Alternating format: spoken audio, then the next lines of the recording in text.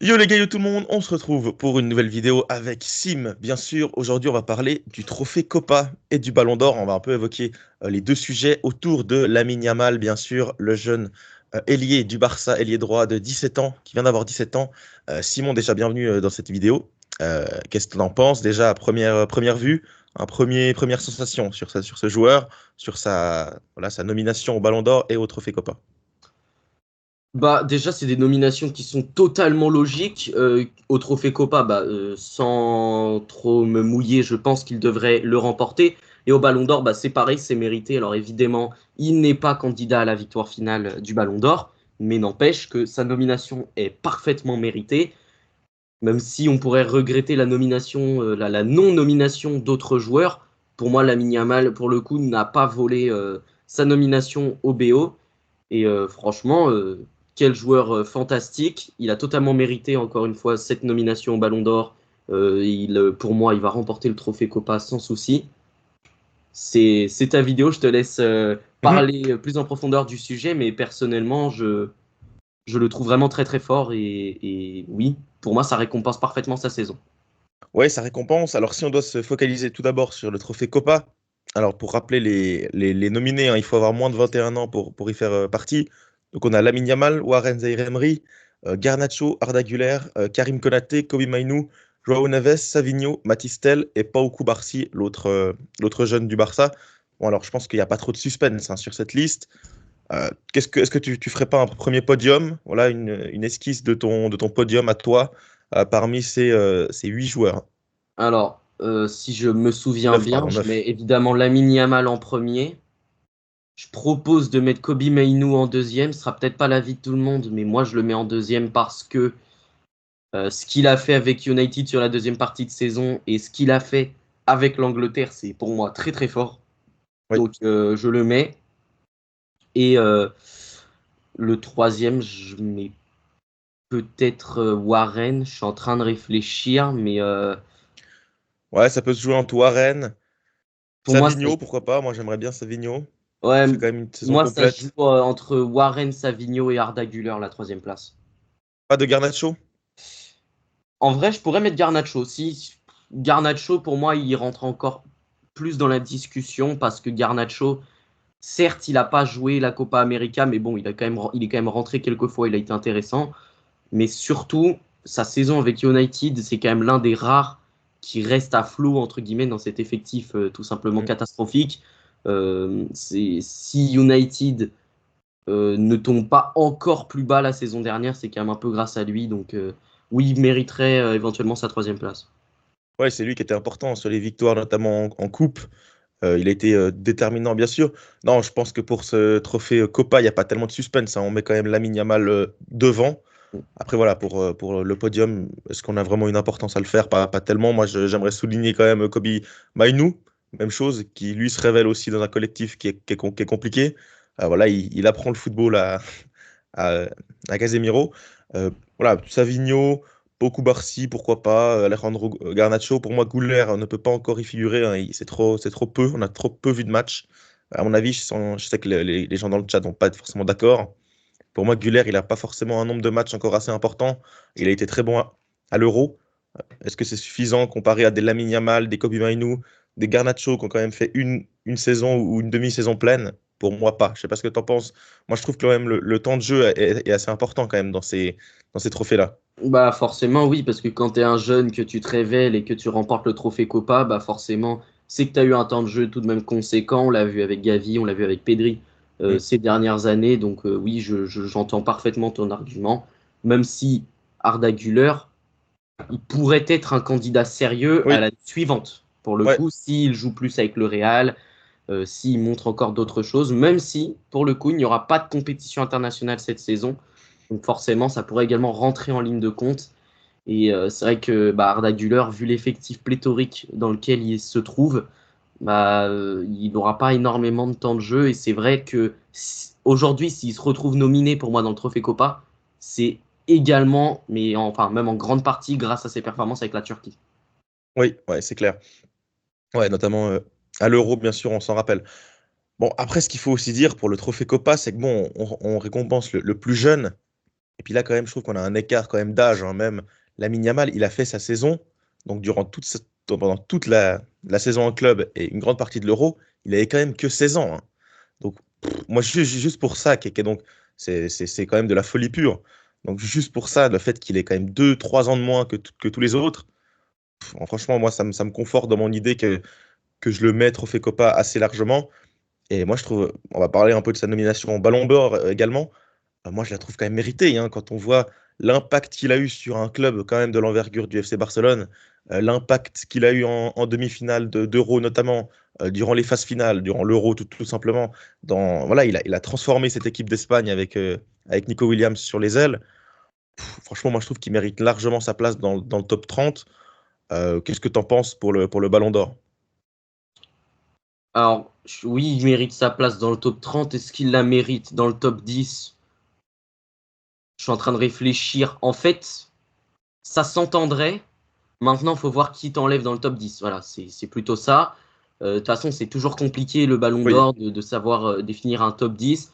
Pour moi, comme ça, si tu me dis de ne pas penser aux autres, j'y pense. Je ne trouverais pas ça choquant. Mais peut-être que c'est encore un peu trop tôt. oui.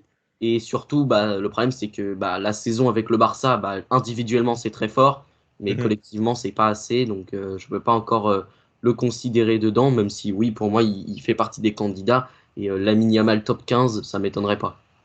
Ouais, non, clairement, je pense que ça va être un peu trop juste pour jouer le top 10 ou plus.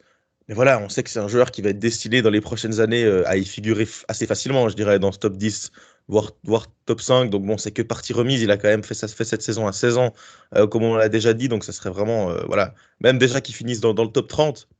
Est-ce que ça a déjà été vu, un gars de 16 ans qui termine dans le top 30? J'en suis pas persuadé. Donc oui. Et puis voilà, pour rappeler sa saison, les gars, il a quand même joué 50 matchs. 50 matchs à 16 ans. Waouh, 3000 minutes, un temps de titulaire absolu. Il a été titulaire toute la saison de Liga. Il a été décisif vraiment voilà, voilà, pour garder cette équipe à flot quand même, hein, parce qu'à un moment donné, c'était compliqué. On était en duel face à Girona, face à l'Athletic Bilbao et l'Atlético Madrid pour cette qualification en Ligue des Champions. On s'est vu que voilà, grâce à lui, grâce à son coup de collier, et ben finalement, la qualification en Ligue des Champions s'est fait plutôt facilement. C'était également important pour le Barça de se qualifier pour la Supercoupe. Il fallait être deuxième pour ça. Il a été important notamment là-dedans. Et puis voilà, en, en équipe d'Espagne, son impact sur les ailes, l'empreinte, l'empreinte qu'il a laissée à tous les observateurs, moi je trouve ça magique. Quand tu vois le but face à la France en demi-finale, tu te dis qu'il y a quand même toute l'Europe qui a vu ce but. Waouh, le retentissement, tu vois, qu'un but comme ça, que sa compétition a pu avoir sur les gens, à 16 ans, je trouve ça quand même extrêmement fort, quoi. Je suis d'accord, mais tu as bien fait de préciser son temps de jeu parce que pour moi, c'est le même problème chaque année avec les Mm. pépites du Barça. C'est que tu les surexploites et qu'au final, elles se pètent. Donc, on l'a vu avec Pedri, on l'a vu avec Gavi. Et Avec Ansu j'espère, Fati, avec Ansu Fati, et je croise les doigts très très fort pour que ça n'arrive pas à la Yamal parce que pour le coup, lui, c'est un phénomène, vraiment. C'est. Est-ce que c'est pas encore plus phénoménal que Gavi et Pedri? La question se pose clairement parce que il y a en plus de ça la question de l'âge. Il est très très très précoce. Et oui, j'espère vraiment qu'il se blessera pas. Et pour le coup, il est vraiment, je le trouve déjà un peu trop surutilisé avec le Barça. Alors je comprends que dans la situation actuelle, c'est clair, tu ouais. envie de lui faire confiance parce que de toute façon, bah, t'as pas de réelles meilleures options. Mais ouais, faudra faire attention à la blessure, faudra le laisser se reposer. Par exemple, là, le fait qu'il soit appelé avec l'Espagne, c'est la Ligue des Nations, une compétition dont on se fout royalement. Est-ce que le Barça aurait pas pu essayer de s'entendre avec Luis de la Fuente pour qu'il le repose juste sur ces deux petits matchs-là, qui peut l'appeler au truc suivant, mais au moins sur ces deux petits Ouais, matchs-là, qu'il se repose un peu.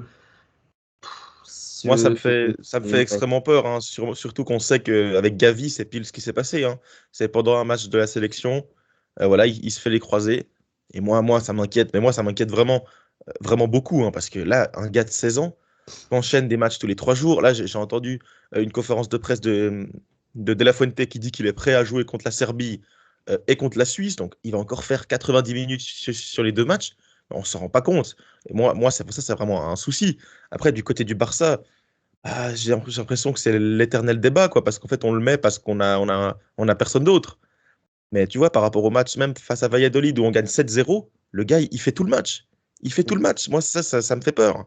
Ça me fait peur. Je trouve Oui, que tu. et du côté du Barça, t'es Lamine Yamal dépendant. C'est ça qui est Ah ouais. dramatique. C'est que si t'es le Barça, l'un des plus grands clubs du monde, et que tu te retrouves à être dépendant d'un gamin de 17 ans, Hmm. ouais, bon, c'est Bah pas. ouais. Et ce serait bien quand même que tu trouves des options pour le reposer un peu. Par exemple, face à Valladolid, tu gagnes 3-0, tu peux le faire sortir, quoi. Eh oui. Bon, Tu bah, fais rentrer un Ferran t'as Torres. pas forcément cet exploit 7-0, mais est-ce que c'est grave? T'as Tu fais assuré les rentrer un 3 Pau points, Victor. grave, tu Oui. vas faire rentrer un pas au Victor, tu le laisses un peu se reposer tranquillement.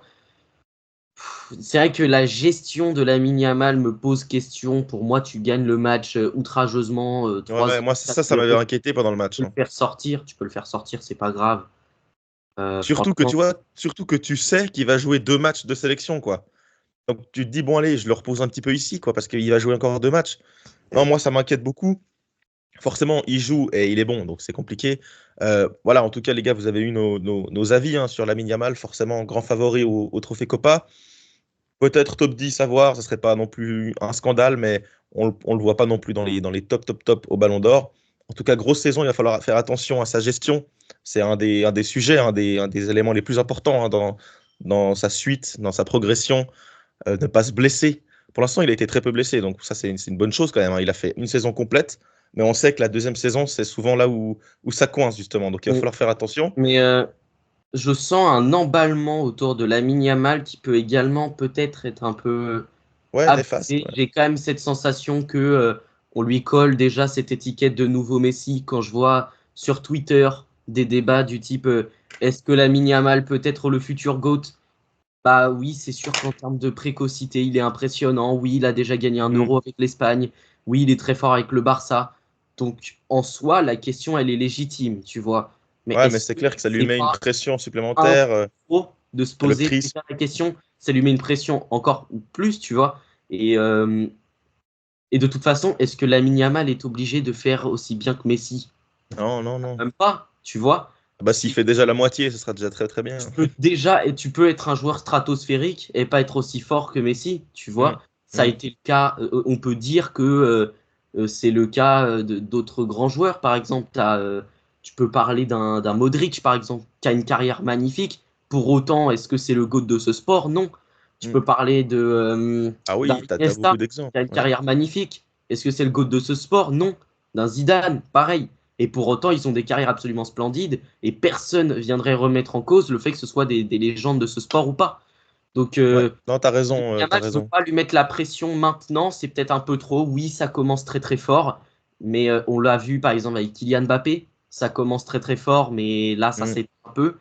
Donc, faut peut-être se calmer, peut-être pas trop s'emballer, parce que c'est souvent en s'emballant un peu trop qu'on est déçu. Alors, je souhaite évidemment à Lamine Yamal une grande carrière, parce que en plus de ça, ça a l'air d'être quelqu'un de très sympathique en dehors du terrain. Ouais, c'est quelqu'un Euh, qu'on apprécie. Ouais. voilà, donc je lui souhaite une grande carrière, et s'il fait mieux que Messi, bah écoute, On sera. les gens auront eu le flair, mais ça Ouais, s'entend. en tout cas, La oui. question est légitime, la question s'entend, mais ça rajoute une pression supplémentaire dont le joueur n'a clairement pas besoin parce que il a que 17 ans, il porte le Barça à bout de bras depuis une saison déjà. Mm, mm. Il a porté un peu la sélection espagnole également, même si oui, il n'était pas tout seul, hein, évidemment, mais il a fait partie de ces joueurs importants. Ouais. Laissons-lui le temps, parce qu'il a encore en plus de ça, il a une marge de progression qui est absolument dingue. C'est un joueur qui distribue beaucoup de passes décisives, mais qui ne marque peut-être pas encore beaucoup de buts. Peut-être que ça peut être un axe de progression pour lui. Il a déjà des gestes, entre guillemets, un peu signature, Mm.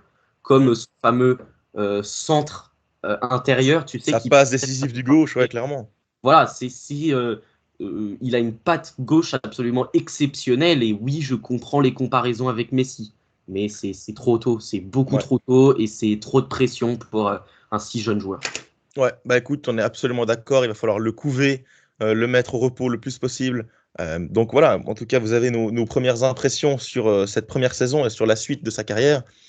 Voilà, j'attends dans les commentaires vos impressions sur voilà, le trophée Copa, le Ballon d'Or, comment gérer le cas Lamine Yamal au Barça. En tout cas, les gars, j'espère que vous avez kiffé cette vidéo. Bien sûr, la chaîne de Sim sera en description, comme d'habitude. Allez la checker. Nous, on se retrouve très très rapidement pour de nouvelles vidéos.